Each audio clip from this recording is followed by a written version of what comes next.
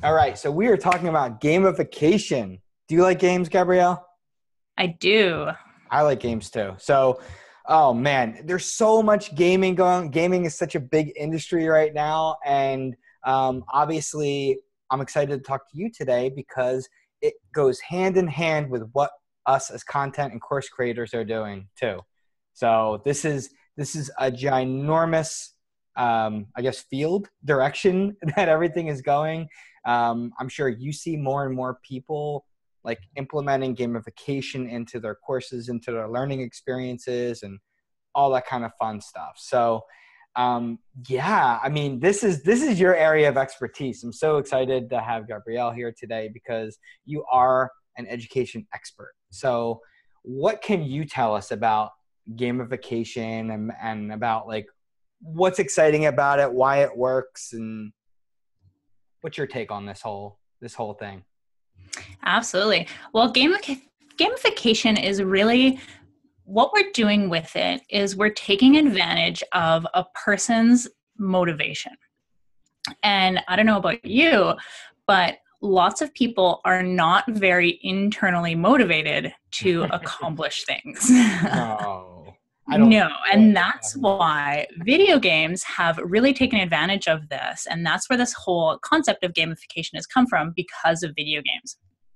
Now, if you're playing a video game and you're just running around doing what you're doing and you're fighting bad guys and you're collecting stuff, that's fine and good. But video games brought in this idea of up leveling and ranking and getting free things and getting new things and getting hidden things to increase that motivation to keep playing the video game. And Yeah. that's one of the reasons why they've been touted as one of the most addictive substances out there, even though they're not really a substance, right? Yeah. Because they really tap into this pleasure reward motivation cycle. And as humans, there are very few things that we're internally motivated for, and that is warmth, security, food, and shelter. Yeah. Anything else is pretty much not a priority to us.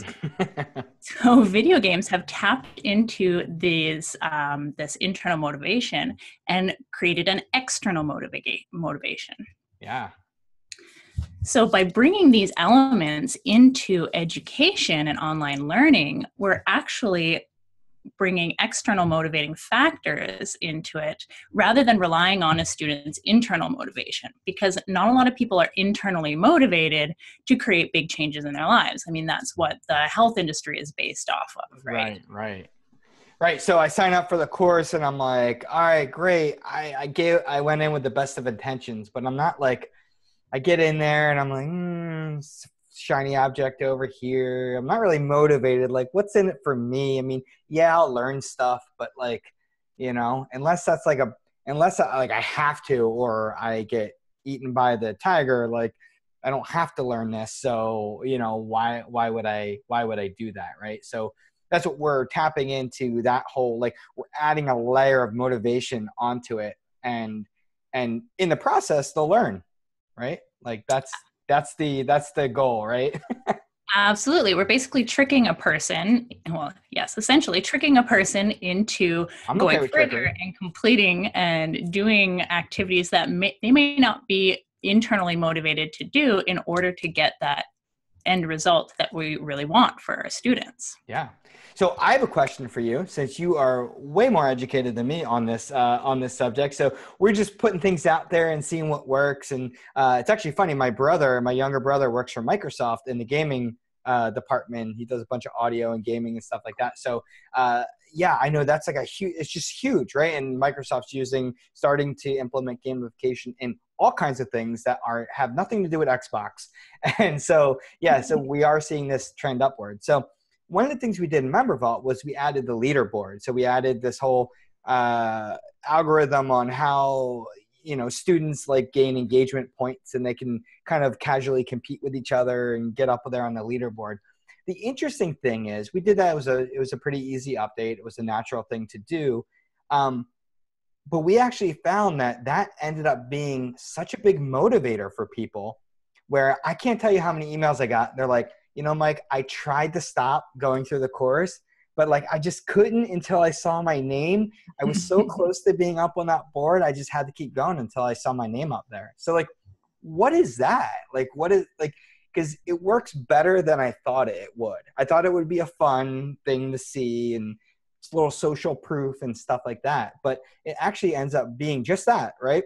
Not even like, oh, you'll get a prize if you get on the first, but just the recognition of being up on that board seems to motivate people as well. Absolutely. And a leaderboard is really tying into a person's competitive nature. So, and that's, it's something that everybody is competitive in one way or another, some more than others. And when we feel like we are better than someone else, we actually have a higher sense of self. So back in the caveman days when we were competing and, you know, the males were fighting for favor, the women were jostling for social status within the group. It was this competitive nature within us, always trying to better ourselves and better our standing within the group at large. Is this is this why I feel better when I pull up to another truck and I'm bigger? Yeah. I'm higher up on the truck than, But exactly. But the leaderboard just taps into that whole competitive.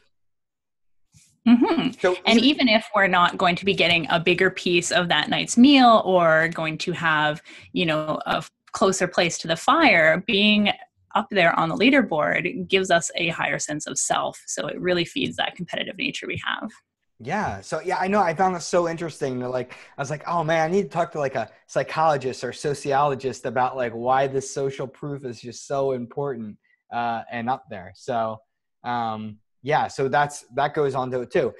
Another thing that our users are doing and we're doing ourselves is we're using gamification to unlock content. So we are kind of sprinkling prizes in there and doing that type of thing, which is more an easier and more traditional thing to do with gamification. So like, what are some ideas that people can implement into their course or their any kind of content offering to like gamify them to go ahead and complete? What are things that they want? Absolutely right. So we're going to give people a few strategies that they can put into place into their course basically right now.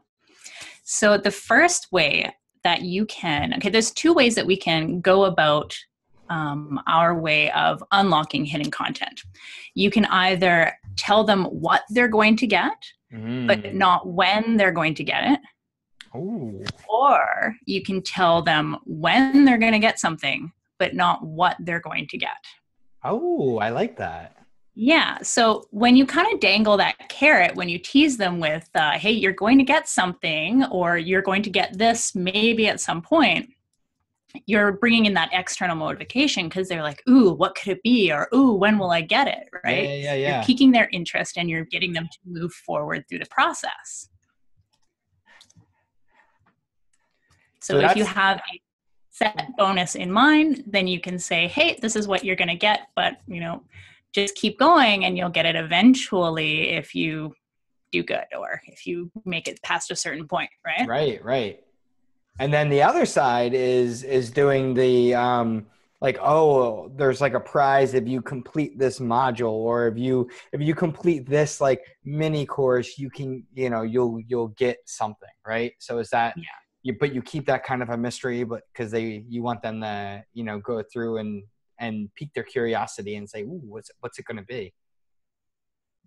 Mm-hmm. Exactly. Okay. Right. Yeah. I was asking, I'm sorry. No worries. I think my internet's being a little bit wonky right now. Oh yes. The Comcast outages. Yes. So, so that's super cool. So so tell us more about that. Like, as far as like, how that works, where, at what points do we want to maybe unlock, like after completing a module, or is it like a mini course, or is there some things that kind of intrinsically work better than others? Well, I mean, we don't have to always be incredibly complicated with gamification. Right. So having points and leaderboards and stuff is really, really fantastic. But when you do it, just the very simplified version is just rewarding them for accomplishing something. And this could be very basic, like accomplishing a lesson or finishing a module or finishing the course in general. So you can really simplify it. So even if they're using a member platform that isn't like MemberVault, that doesn't have these gamification features built into it, they can still do that hidden content and that gamification without making it overly complex. Yeah, I love that. I love keeping it simple, and yeah, this is why we're cooking this stuff in the MemberVault too, is to keep it simple. But you're right, you can do it with anything. You can do it with open emails, you can do it with clicks, you can do it with any kind of event that you can track, that you can gamify. You can take it out from there. So yeah, that's incredible. Now, are you seeing an increase in so yourcoursedesignschool.com? We're going to have a link down below. You obviously know what you're doing as far as like the design and all the science behind it and everything like that. Are you seeing a rise of this with your clients as well? Like people wanting to do this in their courses? Absolutely. Well, gamification is becoming quite a new buzzword in online education, right? Yeah. We've gotten to the point where we've realized that information on its own isn't really the motivational factor that we wish it was. Right. So we're now focusing on taking that online education one step further. So features like gamification, courses are focusing more on implementation and more of a hands-on approach rather than kind of here's all of information and it's kind of your job to go through it. Right. Because we're realizing that, again, coming back to people's motivation, not many people are intrinsically motivated. Right. And that's what we always hear this too. I feel like our customers on MemberVault that do really, really well are actually doing smaller lessons that are very much like, here's a little piece of information, just enough, implement it, and then, keep going. And then, keeping them like motivated and on track and letting them like unlock content and rewarding stuff. And those are the people that seem to have the highest engagement. So yeah, instead of the people that are saying like, I know all this stuff, let me just tell it to you. And then I walk a stage left, you know what I mean? I just walk off stage. So yes, that type of teaching isn't working anymore. Like I could do a course on how to set up Amazon servers, and I could sit there and I could just blab about it for an hour and then walk, that's it. But not many people are going to go through that. And even less people are going to act upon that. And even less people are going to be motivated to buy anything from me or do anything like that. So yeah, it's incredibly important. So do you have any last? Yeah. Oh, I'm sorry. Go ahead. There's a lag. No, I was just agreeing with you. Yeah. Yeah, I was going to say, do you have any other kind of closing tips? We're just keeping this short, like just really fun talk about, why gamification works and why it's important. Do you have any tips for somebody who is just like, maybe they have a course or they're thinking about having a course and, they want to start thinking about, doing this? Like, is there a starting point? Is there a good example out there that you can maybe point to? Mm-hmm. Well, really what you want to keep in mind is that your bonuses and your hidden content really have to be both valuable to the person. So they have to actually want it in order to get to it. Right. And it also has to be relevant to where they are in the process when they're unlocking it, right? So if you say are doing a course about setting up an Amazon server, you wouldn't be offering a bonus at the end of how to purchase Bitcoin. Right? Because they're just not related and it's not valuable to them, right? Yeah. That's a good point, though. Keeping it on target to where they are in the process, too. Not jumping up too far advanced and not making it too elementary. It's like, well, yeah, I already know that. That's not a valuable bonus for me. Right. So keeping that bonus valuable, that's a really good point. So cool. All right. Well, fantastic. So the link below, the link below here would be for Course Design School to speak with you. You have all kinds of insight on this and how to set this up. And I know you have all kinds of fun packages for that too. And then we have an opt-in for the 11 types of content that you can unlock from this. So, getting all this information and then saying like, if you want some ideas or like, here are some things that we've seen that are working. We have that down below too. So cool. Gabrielle, thanks so much for chatting with me about the science and the funness of gamification. Thanks for having me, Mike. It was great talking to you. All right.